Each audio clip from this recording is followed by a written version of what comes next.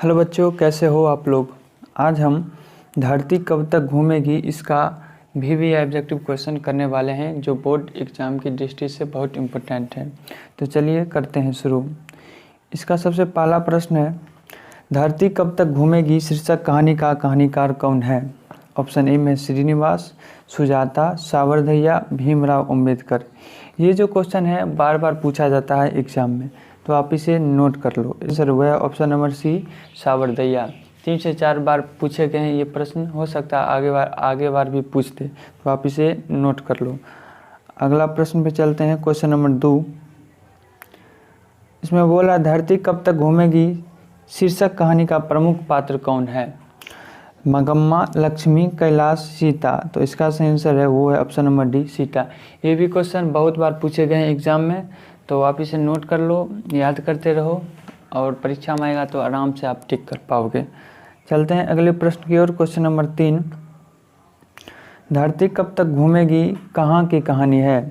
बिहार, गुजरात, राजस्थान या फिर उड़ीसा। तो ये जो कहानी है वो है राजस्थान की। ये आंसर हो जाएगा ऑप्शन नंबर सी। ये भी क्वेश्चन बहुत बार पूछे गए हैं। आप प्रीवियस ईयर जब उल्टा के देखोगे तो बहुत बार ये सब प्रश्न आपको पूछे हुए मिलेंगे, तो आप इसे नोट करते रहो। क्वेश्चन नंबर 4, धरती कब तक घूमेगी कहानी में किसकी प्रधानता दी गई है। नारी की, पुरुष की, बच्चे की या फिर इनमें से कोई नहीं। जल्दी इस बार बताओ कमेंट बॉक्स में इसका आंसर आप लोग। तो इसका सही आंसर है, अभी हम बता दे रहे हैं, इसका सही आंसर है वो है ऑप्शन नंबर ए, नारी। अगला प्रश्न है क्वेश्चन नंबर 5, सीता के बड़े लड़के का नाम क्या था। कैलाश, नारायण, गोविंद, बिरजू। तो इसका सही आंसर है वो है ऑप्शन नंबर ए, कैलाश। फटाफट से आप इसका आंसर कमेंट बॉक्स में बताते रहो हमको बताने से पहले। अगला क्वेश्चन है क्वेश्चन नंबर 6, सीता के कितने लड़के थे। 2, 3, 4 या फिर 5। तो इसका सही आंसर है वो है ऑप्शन नंबर बी, 3। ये भी क्वेश्चन पूछे गए थे क्वेश्चन नंबर 6 एग्जाम में। अगला प्रश्न है क्वेश्चन नंबर 7, होली किस महीने में होता है। चैत में, फागुन में, बैसाख में या फिर इनमें से कोई नहीं। ये आप सभी को पता है, होली फागुन में होता है, हिंदी में इसको फाल्गुन कहते हैं। अगला प्रश्न है क्वेश्चन नंबर 8, कैलाश की पत्नी का नाम क्या था। राधा, लक्ष्मी, सविता या फिर ऑप्शन नंबर डी, कविता। तो इसका सही आंसर है वो है ऑप्शन नंबर ए, राधा। अगले प्रश्न की ओर चलते हैं, क्वेश्चन नंबर 9। अभी तक हम जितने भी प्रश्न कराए हैं सभी के सभी इम्पोर्टेंट हैं बोर्ड एग्ज़ाम की दृष्टि से। आपको पता है ऑब्जेक्टिव बहुत सारे पूछते हैं बिहार बोर्ड में, आधा ऑब्जेक्टिव आधा सब्जेक्टिव। तो ऑब्जेक्टिव अगर आपका सही हुआ अच्छा से तो।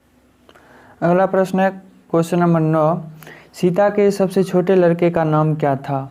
बिज्जू, कैलाश, नारायण या फिर हरि।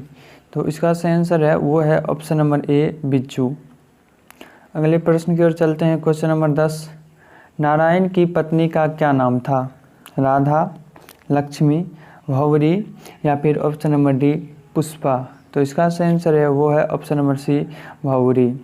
अगला प्रश्न है क्वेश्चन नंबर 11, बिच्छू की पत्नी का नाम क्या था। राधा, भौवरी, पुष्पा या फिर ऑप्शन नंबर डी, लक्ष्मी। तो इसका सही आंसर है वो है ऑप्शन नंबर सी, पुष्पा। जितने भी ऑब्जेक्टिव कराए हैं सभी इम्पोर्टेंट है, हम बार बार बोल रहे हैं, आप इसे लिख लो, जैसे भी हो कर लो। अगला प्रश्न है क्वेश्चन नंबर 12, सीता के अनुसार क्या सिकुड़ गया है। घर, गांव, आकाश या फिर ऑप्शन नंबर डी, धरती। तो इसका जो सही आंसर है वो है ऑप्शन नंबर ए, घर। क्वेश्चन नंबर 13, कैलाश ने अपनी माँ को कितने रुपये प्रति माह देने के लिए कहा। 50 रुपया, 100 रुपया, 60 रुपया, 10 रुपया। चला इसको जो बोला था वो है ऑप्शन नंबर ए, 50 रुपया। मेरे प्यारे बच्चों, क्वेश्चन नंबर 14, किसके भीतर आंसुओं का समुद्र भर गया। सीता के, कैलाश के, राधा के या फिर ऑप्शन नंबर डी, बिज्जू के। तो इसका सही आंसर है वो है ऑप्शन नंबर ए, सीता के। हम अगले प्रश्न की ओर चलते हैं, क्वेश्चन नंबर 15, नारायण की पत्नी अपने लड़के के जन्मदिन पर सीता को क्या भेजी थी? ऑप्शन नंबर ए में रसमलाई, पुआ, हलवा या फिर ऑप्शन नंबर डी बचका। तो इसका सही आंसर है वो है ऑप्शन नंबर ए रसमलाई। अगले प्रश्न की ओर चलते हैं। क्वेश्चन नंबर 16, सीता कितने कितने दिन एक लड़के के पास रहती थी? 1 महीना, 2 महीना, 4 महीना और ऑप्शन नंबर डी में है 3 महीना। तो इसका सही आंसर है वो है ऑप्शन नंबर ए 1 महीना। अगले प्रश्न की ओर चलते हैं। क्वेश्चन नंबर 17, राधा ने सीता के लिए क्या बनाया था? फटाक से आप इसका आंसर कमेंट बॉक्स में करो। पुआ, दाल का हलवा, पूरी या फिर मिठाई। तो इसका सही आंसर है वो है ऑप्शन नंबर बी दाल का हलवा। मेरे प्यारे बच्चों, क्वेश्चन नंबर 18, मेरे प्यारे मुन्ना सुग्गा, क्वेश्चन नंबर 18 का जवाब कमेंट बॉक्स में ज़रूर दो। सीता अपने को मानती है भिखारी, बेकार, समझदार, दुखी? जल्दी से बोलो कमेंट बॉक्स में इसका आंसर आप लोग जल्द से बता दो। वाह, इसका सही आंसर है वो है ऑप्शन नंबर ए भिखारी। इसका भी आंसर आप कमेंट बॉक्स में मेरे बताने से पहले बता दो आप लोग। बच्चे को लेकर किसके किसके बीच झगड़ा हुआ था? राधा और सीता के बीच, भंवरी और पुष्पा के बीच, राधा और भंवरी के बीच या राधा और पुष्पा के बीच? फटाक से बोलो इसका जवाब कमेंट बॉक्स में बताओ आप लोग।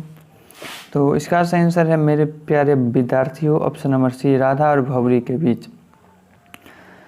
हाँ, क्वेश्चन नंबर 20, सीता के पास सबसे बड़ी समस्या क्या थी? रोटी का, घर का, कपड़ा का, नौकरी का, क्या था? जल्दी बताओ कमेंट बॉक्स में इसका आंसर। तो हम बता रहे हैं यहाँ पर इसका सही आंसर है वो है ऑप्शन नंबर ए रोटी का। अगला प्रश्न है क्वेश्चन नंबर 21, कैलाश ने अपने भाइयों को कब बुलाया? सुबह में, शाम में, रात में या फिर दोपहर में? फटाक से इसका आंसर आप लोग कमेंट बॉक्स में बताओ। तो इसका सही आंसर है वो है ऑप्शन नंबर ए सुबह में। अगले प्रश्न की ओर चलते हैं। क्वेश्चन नंबर 22, धरती कब तक घूमेगी किस कहानी के द्वारा लिखा गया है? गोपाल सागर दास, साबरदैया, नलिन बिलोचन शर्मा, राजेंद्र प्रसाद? तो हम क्वेश्चन नंबर ए साबरदैया, ये क्वेश्चन हम फर्स्ट में ही कराए थे आप लोगों को। तो चलिए यहीं पे करते हैं इस वीडियो को समाप्त। आप इस चैनल पर नए हो जल्द से सब्सक्राइब कर लो, बेल आइकन को दबा लेना ताकि हमारा जो लक्ष्य है 1000 सब्सक्राइबर का वो जल्द से जल्द पूरा हो सके। पढ़ाई करते रहिए। All the very best.